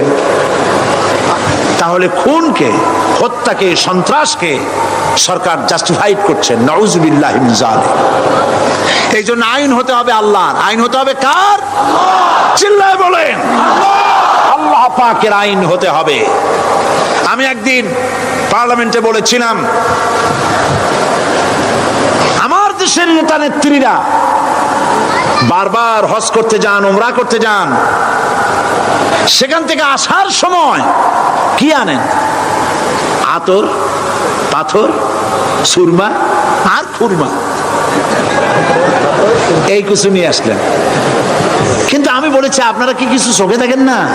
পার্লামেন্টে এইভাবে বক্তৃতা করেছে, কিছু চোখে দেখেন না? আমি প্রশ্ন করে আমি আবার জবাব দিচ্ছি, আপনারা যারা হজ করতে যান, উমরা করতে যান, হজের কথাই ধরি, এই হজ করতে যখন যান তখন মুজদালিফায় একটা রাত কাটাইতে হয়। সেটা কোন দিন? ইয়ৌমে আরাফার পরের দিন। এই মাঠে দালান কোঠা আছে, এখানে বেড়া আছে, শামিয়ানা আছে, পর্দা আছে, তাবু আছে, কিচ্ছু নাই। লক্ষ লক্ষ নারী আর পুরুষ পাশাপাশি শুয়ে থাকে, তাও সুবহানাল্লাহ কইতে ইচ্ছা করে না। সারা রাত জনে জনে পুলিশ পাহারাদার নাই। কিরকম মেয়ে এলো, চাঁদের সৌন্দর্য হার মানায় দিতে পারে এরকম সুন্দরী, এরকম সুন্দরী নারী, সুদর্শন পুরুষ পাশাপাশি রাস্তার ধারে মরুভূমির ভিতরে সারা রাত কাটাচ্ছে। ইয়ৌমে আরাফার পরের রাতটা একটা রাত পুরা। এভাবে চলতেছে বছরের পর বছর, শতাব্দীর পর শতাব্দী, সহস্রাব্দীর পরে সহস্রাব্দী। আমি প্রশ্ন করি, পৃথিবীর ইতিহাসে কেউ কি এমন কথা বলতে পেরেছে, লিখতে পেরেছে যে মুজদালিফার রাতে সেখান থেকে 10টা নারী হাইজ্যাক হয়েছে, 5টা নারী লাঞ্ছিত হয়েছে? বলতে পারবে? গভীর রাত্রে পুরুষ সঙ্গী ছাড়া সুন্দরী রমণী, যুবতী রমণী একাকিনী নিজের ঘর ছেড়ে আল্লাহর ঘরে তওয়াব করতে আসে। তওয়াব সেরে তাহাজ্জুদের নামাজ পড়ে আল্লাহর কাছে মোনাজাত করে একা একা হাজার হাজার লাখো পুরুষের ভিতর থেকে আপন ঘরে ফিরে যায়। কারো বাবার হিম্মত নাই, একবার তাকায় এসে তো রূপ উপভোগ করার জন্য আবার তাকায়, অথবা তার আঁচল ধরে টান মারে। আছে ইতিহাস, কথা কন না কেন? সুন্দরী একটা মাইয়া মক্কা থেকে মদিনা থেকে পাওয়া যায় না, 15 দিন হয়ে গেছে। হয়েছে কখনো? এবার জবাব দেন, কেন হয় না? কেন হয় না? আমার দেশের মেয়েরা রাস্তা দিয়ে হাঁটতে পারে না। হাই স্কুল মেয়েদের, হাই স্কুল মেয়েদের কলেজ যখন ছুটি হয়, তথাকথিত সোনার ছেলেরা গেটের সামনে এতিমের মতো কাড়ায় থাকে। অনবরত হাইজ্যাক হচ্ছে, ধর্ষণের সেঞ্চুরি হচ্ছে। আর ওখানে হয় না কেন? ওখানে হয় না এই কারণে, এই কোরআনের আইন আল্লাহ রাব্বুল আলামিন যে আইন দিয়েছেন, ওখানে আইন বলবৎ আছে। আছে নাকি? আছে কিনা? কোন পুরুষ কোন নারীকে ধর্ষণ করেছে যদি প্রমাণিত হয়, সে যদি ফাহাদের ছেলে হয় আর ফাহাদের মেয়ে হয়, কোরআনের শাস্তি হলো পাথর মেরে উড়াইয়া দাও। তাকে জানিয়ে দেওয়া হবে রেডিও টিভির মাধ্যমে, জেনাকারের ব্যভিচারীর শাস্তি হবে। চতুর্দিকে হাজারো লোকেরা দাঁড়াবে, হাতে পাথর নিয়ে পাথর মেরে তাকে তার গোশত হাড্ডি বাতাসের সাথে উড়ায় দেবে। একজন মানুষ আর একজন মানুষকে খুন করলো, এই আসামি ধরা পড়ে গেল, কোরআনের শাস্তি হলো যখন ধরা পড়বে প্রমাণিত হবে যেমন ভাবে হত্যা করেছে পরেও হত্যা করো। এই দৃশ্য, এই আইন যদি বাংলাদেশে যদি এই আইন চালু হয়ে যেত, খুনের আসামি ধরা পড়েছে জেনার আসামি, প্রকাশ্য ময়দানে এলো, সাক্ষী প্রমাণে কোর্টে প্রমাণিত হলো সত্যি সে খুনি। এই বিশাল আউটার স্টেডিয়ামের মাঝখানে খুনি কি দাঁড় করাও, চতুর্দিকে হাজারো লাখো মানুষ থাকুক, রেডিও টিভির ক্যামেরা কার্যকর হবে, পত্র পত্রিকার সাংবাদিকরা আসবে, তরবারির আঘাতে এক্ষুনি কল্লাটা উড়ায় দাও, দেহটা নিঃসার হয়ে জমিনে পড়ে যাবে। এই দৃশ্য যারা দেখবে স্বচক্ষে, রেডিওতে, পত্রপত্রিকায়, আর 1 বছরের ভেতরে খুন করার হিম্মত কারো কলিজায় উঠবে? জেনাকারের পাথর মেরে উড়িয়ে দেওয়ার শাস্তি যদি চোখে কেউ দেখে, জেনা করার পুলক আর জাগবে? এটা নাম আল্লাহর আইন। এই আইন কার? এই আইন কার? এই আইন যতদিন পর্যন্ত বাংলার মানুষের, মুসলমানদের উপরে কার্যকরী না হচ্ছে, এই দেশে কার্যকরী না হবে, ততদিন পর্যন্ত হত্যা, ধর্ষণ, খুন বন্ধ হবে না। বন্ধ হবে। সুতরাং এই আইন হচ্ছে কার? আরো জোরে বলেন, আল্লাহ রাব্বুল আলামিন। মহান আল্লাহ রাব্বুল আলামিনের এই আইন অনুযায়ী যদি দেশ চলে, মানুষ শান্তি পাবে, চুরি বন্ধ হবে, ডাকাতি বন্ধ হবে, জেনা বন্ধ হবে, হত্যা ধর্ষণ বন্ধ হয়ে যাবে। নবীজি এমন একটি আইন চালু করে দিয়ে, কোরআনের বিধান চালু করে দিয়ে এমন একটা সমাজ চালু করেছিলেন, যেই সমাজ সম্পর্কে হুজুর নিজে বলেছেন, খায়রুল কুরুনে কারনি, সর্বশ্রেষ্ঠ যুগ হলো কার যুগ? আমার যুগ। সুবহানাল্লাহ বলেন। রাসূলের যুগ হলো সর্বশ্রেষ্ঠ যুগ। সেই কোরআন, সেই হাদিস আজও আছে না নাই? বলেন জোরে, আজও আছে না নাই? সেই কোরআন এবং সুন্নাহ দিয়ে দেশ শাসন হোক, এটা কি আমরা চাই? কারা কারা চাই? 2 হাত উঁচু করে দেখা।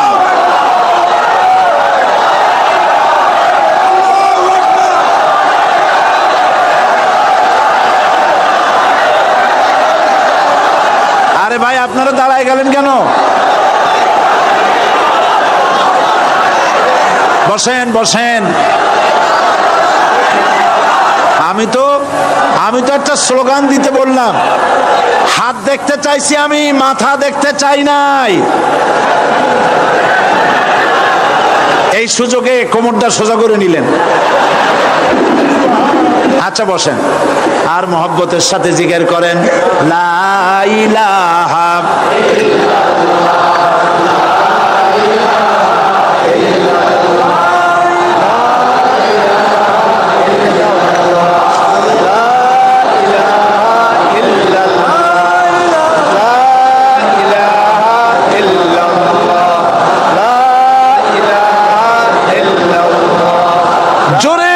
সবাই জিকির করেন, লা ইলাহা ইল্লাল্লাহ, লা ইলাহা ইল্লাল্লাহ, লা ইলাহা ইল্লাল্লাহ, লা ইলাহা ইল্লাল্লাহ, মুহাম্মাদুর রাসূলুল্লাহ। বসুন, আমরা মুনাজাত করব। আল্লাহ রাব্বুল আলামিন আয়াতুল কুরসির ভিতরে আল্লাহর সার্বভৌমত্বের কথা বলেছেন। আল্লাহু লা ইলাহা ইল্লা হুয়াল হাইয়ুল কাইয়্যুম। পড়েন আমার সাথে সবাই, আল্লাহু লা ইলাহা ইল্লা হুয়াল হাইয়ুল কাইয়্যুম। আল্লাহ হচ্ছেন যিনি ছাড়া কোনো ইলাহ নাই, তিনি শাশ্বত চিরঞ্জীব। সুবহানাল্লাহি বিহামদিহি। আগামীকাল এর বাকি অংশ আমি আপনাদের সামনে আলোচনা করব ইনশাআল্লাহ। জোরে বলেন ইনশাআল্লাহ। দাঁড়ানো ভাইরা বসেন। আপনাদের পাশে যারা দাঁড়িয়েছেন অনুরোধ করে বসায় দেন।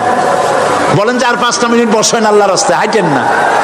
হ্যাঁ বলেন আপনারা যে আল্লাহর রাস্তায় হাইটেন না, বসেন, সবাই বসেন। এত বড় মাহফিলের মুনাজাত, সুবহানাল্লাহ বলেন।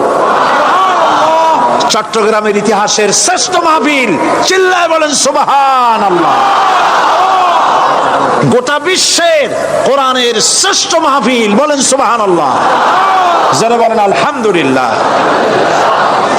আগামীকাল এ মাহফিলের আখেরি মুনাজাত হবে ইনশাআল্লাহ। বলেন ইনশাআল্লাহ। আমি আন্তরিকভাবে দুঃখিত। প্রতি বছর আমার মা বোনদের জন্য, চট্টগ্রামবাসী আমার মা বোনদের জন্য আলাদাভাবে তাদের প্রশ্নের উত্তর দেই এবং তাদের সামনে কোরআন হাদিসের কথা আলাদাভাবে বলি। এবছর দিন কম হয়ে গেল বলে মহিলারা, মা বোনেরা বঞ্চিতা হয়ে গেলেন। শিশু কিশোরদের জন্য আলাদাভাবে সমাবেশ করা হয়, তাও বঞ্চিত হয়ে গেল। এই বিশাল তাফসীরুল কোরআন মাহফিলের বরকত থেকে চিটাগংবাসীকে যারা বঞ্চিত করলো, আল্লাহ তাদের হেদায়েত নসিব করে দিয়ে। যদি হৃদয় থাকে,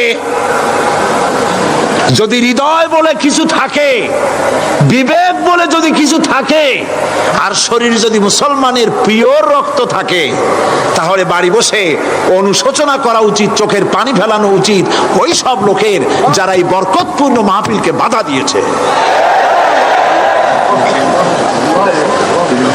আর যাদের কলজার মধ্যে আল্লাহ মোহর মেরে দিয়েছে, এগুলোর তো হেদায়েত হবে না।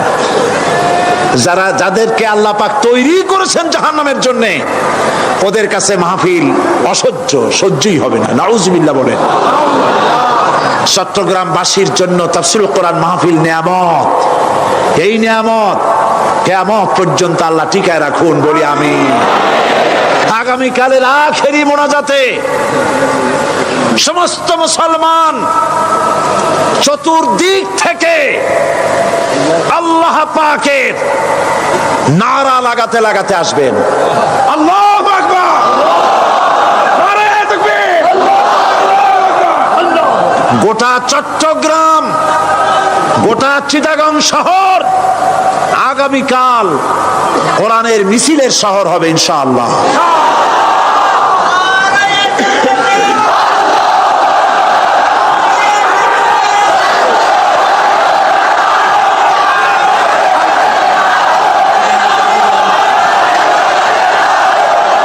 সকল ধন এবং সম্পদের মূল মালিক হচ্ছেন আল্লাহ পাক। সমস্ত ধন সম্পদের মালিক কে? আল্লাহ সুবহানাহু ওয়া তাআলা। কোরআনে কারীম বলছে, লিল্লাহি মা ফিস সামাওয়াতি ওয়া মা ফিল আরদ। আকাশ এবং জমিনের ভিতরে যা কিছু আছে সব কিছুর মালিকানা কার? জোরে বলেন কার? আল্লাহ রাব্বুল আলামিন হচ্ছেন এর একচ্ছত্র মালিক। সুতরাং বান্দাদের কাছে কিছুদিনের জন্য এগুলিকে আমানত রাখা হয়েছে। আমাদের ঘর আছে, বাড়ি আছে, ব্যবসা আছে, বাণিজ্য আছে, জায়গা আছে, জমিন আছে, গরু আছে, বাছুর আছে, এই সবগুলি কিছুদিনের জন্য আমাদের কাছে কি রাখা হয়েছে? আমানত। আমানতের মাল আপনি আপনার ইচ্ছা মতো খরচ করতে পারবেন না। আমানতের মাল কি ইচ্ছা মতো খরচ করা যায়? যায় না।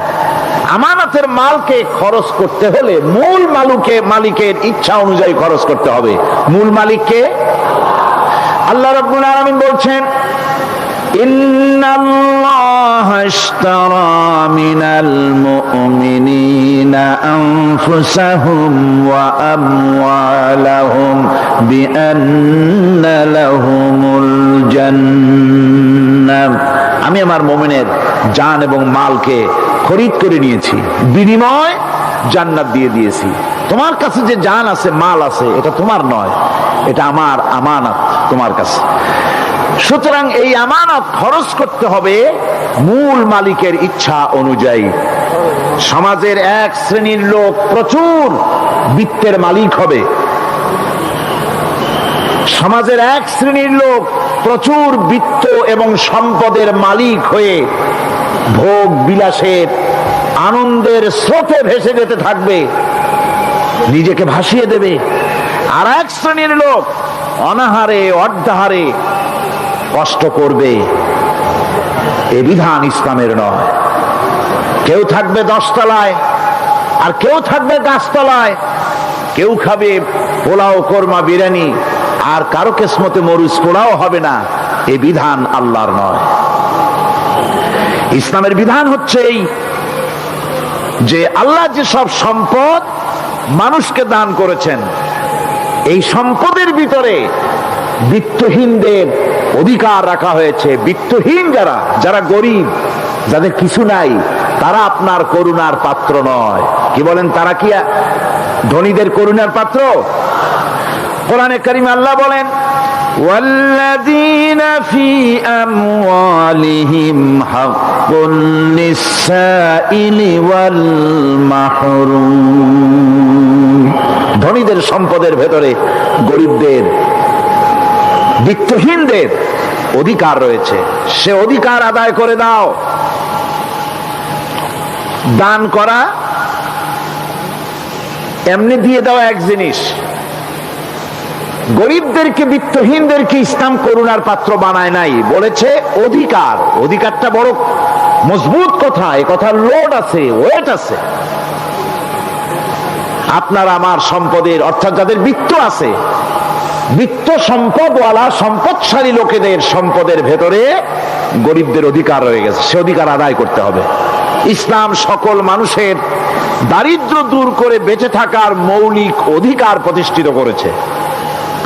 রাসূল করিম সাল্লাল্লাহু আলাইহি ওয়াসাল্লাম বলেছেন, লাইসা লি ইবনি আদম হাক্কুন সিওয়া হাযিহিল খিসাল, বাইতুন ইয়াসকুনুহু ওয়া সাওবুন ইউয়ারি আওরাতাহু ওয়া জালফাল খুবজি ওয়াল মা, আখরাজাহু তিরমিজি। তিরমিজি শরীফের হাদিসের ভেতরে এসেছে, রাসূল করিম সাল্লাল্লাহু আলাইহি ওয়াসাল্লাম বলেছেন, প্রত্যেকটি বনি আদমের তার বাস করার জন্য একটা গৃহ, এবং লজ্জা ঢাকার জন্য, শীত নিবারণের জন্য তার বস্ত্র, আর ক্ষুধা মিটাবার জন্য তার পানি আর রুটি ইত্যাদির ব্যবস্থা করতে হবে, চাই সে মুসলমান হোক আর হিন্দু হোক আর খ্রিস্টান হোক। বনি আদম, আদমের সন্তান যে মানুষ, যে তার এই অধিকার ইসলাম প্রতিষ্ঠিত করেছে। আজ বলা হচ্ছে খাদ্য, বস্ত্র, বাসস্থান সমাধান দেবে অমুকরা তমুকরা, এরকমের স্লোগান হয় না? ওরা দিতে পারবে না, ওরা দিতে পারে নাই। খাদ্য, বস্ত্র, শিক্ষা, চিকিৎসা, বাসস্থানের গ্যারান্টি দিয়েছে কোরআন, দিয়েছে আল্লাহ রসুল জনাবে মুহাম্মদ রাসূলুল্লাহ সাল্লাল্লাহু আলাইহি ওয়াসাল্লাম। ইসলাম অর্থনৈতিক নিরাপত্তার জন্য যে সব পন্থা অবলম্বন করেছে, সেটা হচ্ছে যে সমাজের কর্মক্ষম সকল ব্যক্তি রুজির জন্য পরিশ্রম করবে, কেউ বসে থাকতে পারবে না। এটা হচ্ছে ইসলামের নিয়ম, কেউ বসে থাকতে পারবে না। কোরআনে কারীম বলছে, ফাইদা কুদিয়াতিস সালাতু ফান্তাশিরু ফিল আরদ ওয়াবতাগু মিন ফাদলিল্লাহ। ফাইদা কুদিয়াতিস সালাত, যখন তোমার নামাজ সম্পূর্ণ হয়ে গেল, ফান্তাশিরু ফিল আরদ, ছড়িয়ে পড়ো আমার জমিনের উপরে, ওয়াবতাগু মিন ফাদলিল্লাহ, আর আমার অনুগ্রহ অনুসন্ধান করো। রুজি কামানো কোনো খারাপ জিনিস না। কেউ মনে করে সারাদিন বসে বসে আল্লাহর জিকির করব, কেউ দুনিয়াটারে ঝামেলা মনে করে জঙ্গলে চলে যেতে চায়, এটা নিয়ম না।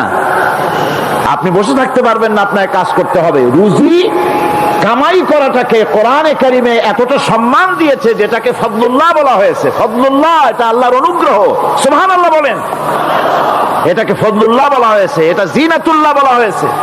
আপনি যে কাপড় চোপড় ব্যবহার করেন, এই কাপড় চোপড়ের ব্যাপারে আল্লাহ পাক প্রশংসা করেছেন, কাপড় চোপড় সুন্দর পরতে বলেছেন। তারপরে রুজি রোজগার হালাল করতে বলা হয়েছে, এবং রুজি কামাবার ব্যাপারে, হালাল ভাবে রুজি কামাবার জন্য ইন্সপিরেশন দেওয়া হয়েছে কোরআন এবং হাদিসে। রাসূল করিম সাল্লাল্লাহু আলাইহি ওয়াসাল্লাম বলেছেন, আল কাসিবু হাবিবুল্লাহ, সহস্তে যে উপার্জন করে সে আল্লাহর বন্ধু। যে ব্যক্তি ঠেলা গাড়ি চালায়, কুলি মজুর, রিক্সা চালায়, নিন্দা নাই, তাকে নিন্দা করা যাবে না। রিক্সাওয়ালাও একটা গুরুত্বপূর্ণ দায়িত্ব পালন করছে। কুমার, কামার, তাঁতি, জেলে, ধোপা, নাপিত সবাই কাজ করছে। প্রত্যেক কাজের সম্মান ইসলাম দেয়, সুবহানাল্লাহ কোন। সমস্ত কাজের সম্মান আছে, শুধুমাত্র সম্মান নাই চুরির কাজের, ডাকাতির কাজের, সন্ত্রাসের কাজের, চাঁদাবাজির কাজের, মাস্তানির কাজের। এই সব কাজ নিন্দনীয় এবং এই সব কাজ নিতান্ত বাজে কাজ, এ কাজের কোনো সম্মান নাই। সম্মান হচ্ছে নিজের হাতে কামাই করে সারা দিনে এক মুঠো খাবারও যদি খান, আপনার খাবারের চাইতে হালাল খাবার কারো হতে পারে না। আল্লাহর বন্ধু, সোজা কথা না। আল কাসিব হাবিবুল্লাহ, সহস্ত উপার্জনের এত বরকত। সেজন্য অর্থনৈতিক নিরাপত্তার জন্য সমাজের প্রত্যেকটি কর্মক্ষম লোককে কাজ করতে হবে। কি করতে হবে? নামাজ পড়া হয়ে গেছে, এখন আর বসে থাকা চলবে না, নেমে পড়ুন কাজের জন্যে, আল্লাহর অনুগ্রহ অনুসন্ধান করুন। এরপরে আল্লাহ পাক বলছেন, আমার অনুগ্রহ রুজি কামাও, আর রুজি কামাবার সময় আযকুরুল্লাহ যিকরান কাসীরা লাআল্লাকুম তুফলিহুন। আর জিকির করবা আমার বেশি, আমার জিকির করবা। বলা হচ্ছে রুজি অনুসন্ধান করো, আর বলা হচ্ছে আমার জিকির করো। তো জিকির আর রুজি সন্ধানের ভিতরে সামঞ্জস্য কি? সামঞ্জস্যটা হচ্ছে এই যে আপনি যখন উযকুরুল্লাহ কাসীরান, আপনাকে বেশি করে জিকির করতে হবে। জিকির মানে কি? স্মরণ করা। জিকির মানে কি? স্মরণ করা। আল্লাহকে স্মরণ করেন। রুজি যখন কামাতে যাবেন স্মরণ করবেন কারে? চিল্লায় কোন কারে? আপনি রুজি কামাবার জন্য চাকরি করতেছেন, অফিসে বসে যদি আল্লাহ রাব্বুল আলামিন আপনার স্মরণে থাকে, তাহলে ঘুষ খাওয়া আপনার জন্য সম্ভব হবে না। কথা ঠিক কিনা? আল্লাহ পাক বলছেন, রুজি কামাবার জন্য তুমি যে পরিশ্রম করবে, ওই পরিশ্রমের সময় বেশি বেশি জিকির করো, আমারে স্মরণ রাখো। অফিসে বসে যখন তুমি কাজ করবে, আমি যদি স্মরণে থাকি, তাহলে তুমি ঘুষ খাইতে পারবে না। তুমি জমিন চাষ করবে, জমিন চাষ করার সময় আমি যদি তোমার স্মরণে থাকি, জমিনের আইল ঠেলা তোমার পক্ষে সম্ভব হবে না। যত রকমের রুজির রোজগারের পথ আছে, আমাকে স্মরণ করো, খারাপ পথ থেকে বাঁচো, হালাল ভাবে রুজি কামাও। হালাল রুজির ভিতরে আল্লাহ রব্বুল আলামিন বরকত দিয়া দিবেন। আর কাজ করার জন্য বলা হয়েছে, রাসূল করিম সাল্লাল্লাহু আলাইহি ওয়াসাল্লাম বলেছেন, ইজা সাল্লাইতুমুল ফাজরা ফালা তানুমু আন তালবি আরযাকুকুম। ফজরের নামাজ পড়া হয়ে গেছে, ঘুমায়ও না।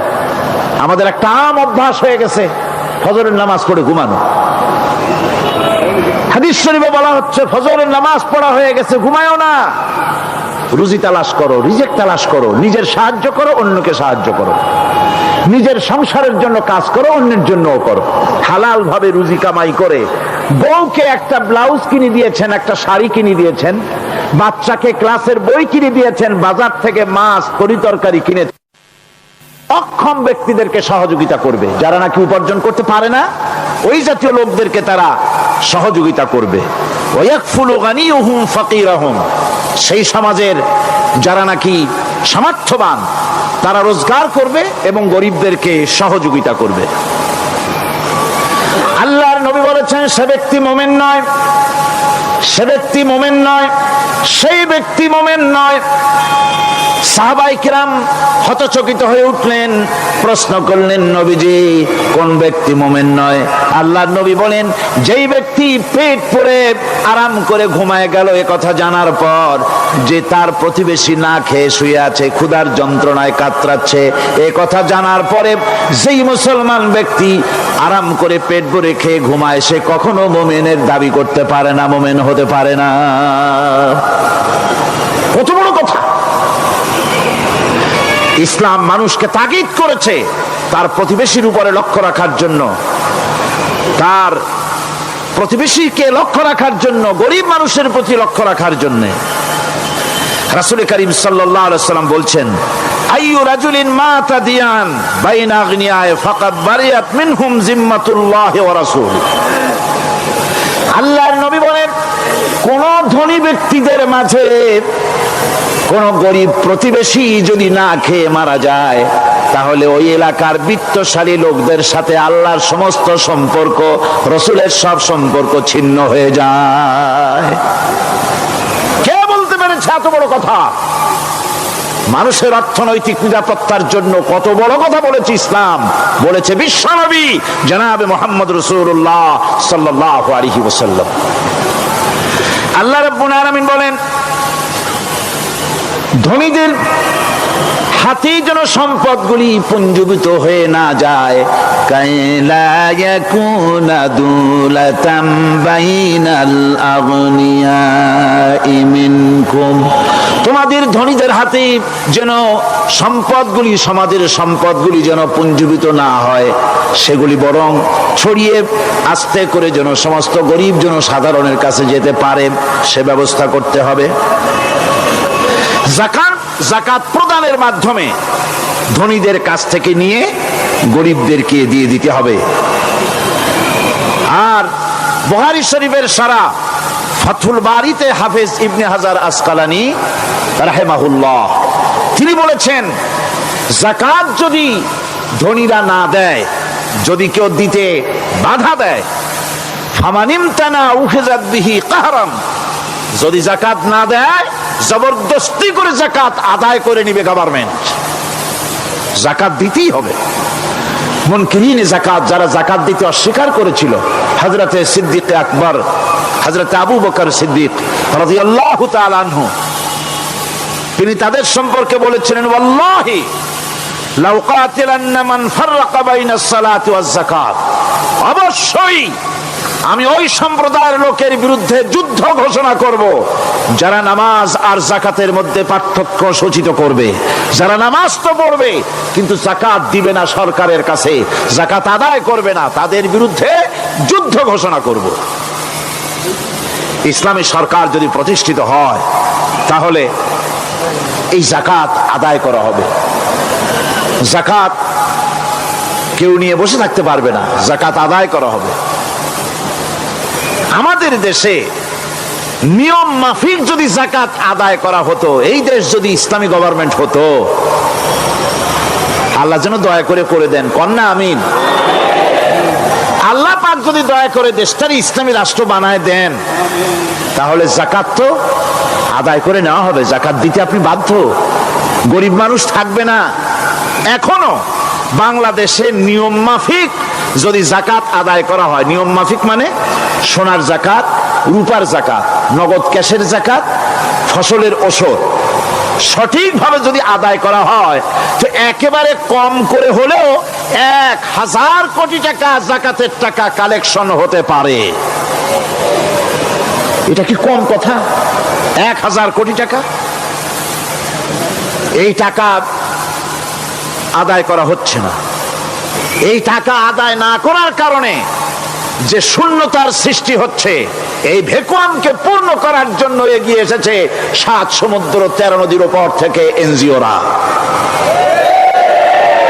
এনজিওরা এসে আমাদের দেশে, সব এনজিও খারাপ আমি তা বলি না, বহু এনজিও আছে যারা এদেশের উন্নয়নের, আর্থসামাজিক উন্নয়নের জন্য তারা প্রচেষ্টা করছে। রাস্তাঘাট, স্কুল, কলেজ, চিকিৎসা ইত্যাদির দিকে কাজ করছে। যতগুলি এনজিও আমাদের দেশে আছে তার ভিতরে 52টা এনজিও গোনা বাছা যারা ইসলামের প্রকাশ্য দুশমন, আর এর শীর্ষস্থানে আছে ব্রাক। এই এনজিও গুলি তারা আমাদের দেশে এসে সুদি কারবার শুরু করেছে, পরিপূর্ণভাবে সুদের কারবার।